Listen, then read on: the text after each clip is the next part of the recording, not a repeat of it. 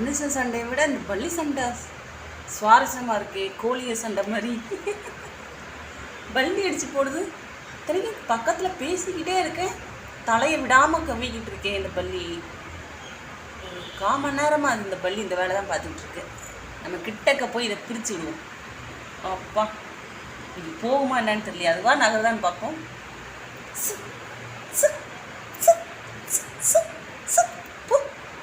போக மாட்டேது.